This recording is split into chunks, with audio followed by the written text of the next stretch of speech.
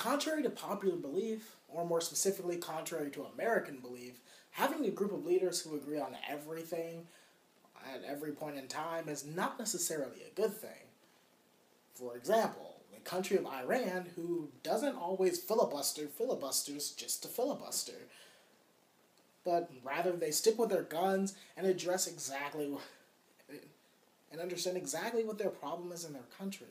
Unfortunately, they've misled their train of thought as far as what is good for their country into a more detrimental state of mind, being the pursuit of nuclear power and only nuclear power.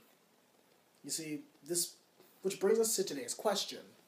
Will Iran eventually back down from their nuclear stance? And I must answer yes for two reasons. First, being that Iran has domestic incentive to actually stop their nuclear advancements, and secondly, that they also have global incentives as well. These two working together to produce a better Iran and, in fact, a more stable Iran in general. So let's move to our first area of analysis and understand exactly how this nuclear proliferation, so to speak, in the country of Iran is actually harming their country rather than bettering them as a whole. We can look towards a New York Times article dated March of 2013 that states that sanctions placed against Iran are in fact hurting their economy drastically. It says since the beginning of Iran's nuclear proliferation, the sanctions placed upon them have deterred their economy from what it originally was. The reason behind this is because the overall global community, headed by the UN and that being headed by the United States, sees Iran's nuclear proliferation as something that will harm the global community. Clearly, because of this, we've all taken steps to stop this individual, making Iran look like more of a bully rather than a helper to the overall society.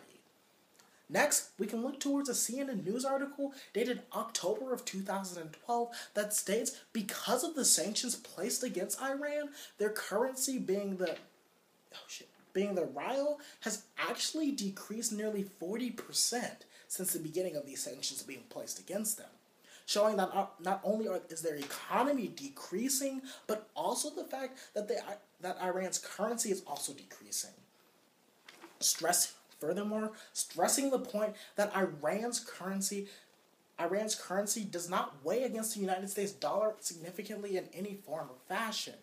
Being that the United States is one of the forerunners, it is common for countries to tend to try to match the United States rather than Iran simply regressing in a different path.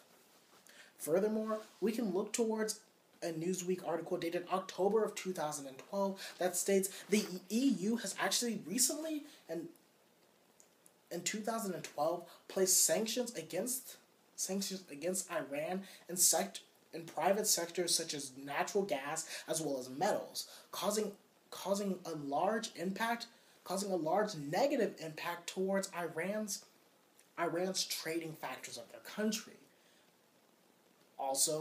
Also being brought to our attention is the fact that Iran's economy is largely dependent on its trade, being that of exports as well as imports, stressing the fact that these sanctions placed against them only because of their own actions have caused a detriment towards their overall economy.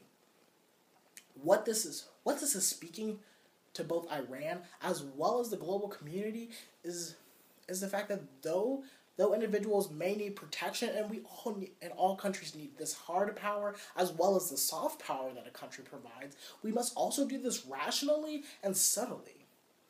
You see, in comparison, Iran has only been in pursuit of nuclear power as in a drastic way, as in comparison to other countries who advance their nuclear power as well as their overall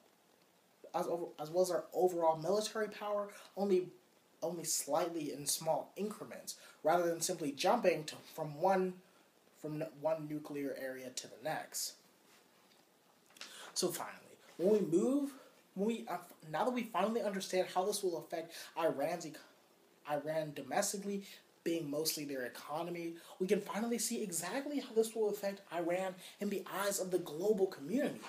You see, currently Iran's state in the overall global community is not necessarily on good terms. In fact, according to a New York Times article dated March of 2013, it says that after recent talks, though Iran has offered to compromise on certain things, they are still seen by the public eye as not only a bully, but a country that no other country really wants to have much relations with. No other rational country, so to speak. Because of this, oh shit, how long have I been talking? Okay. Sorry. Because of this, it puts Iran in a critical position as far as how it's going to advance itself. You see, what Iran must do, rather than focusing on its hard power, rather than focusing on its defense mechanism or its offense mechanisms, it should be mainly focusing on its defense. If we look towards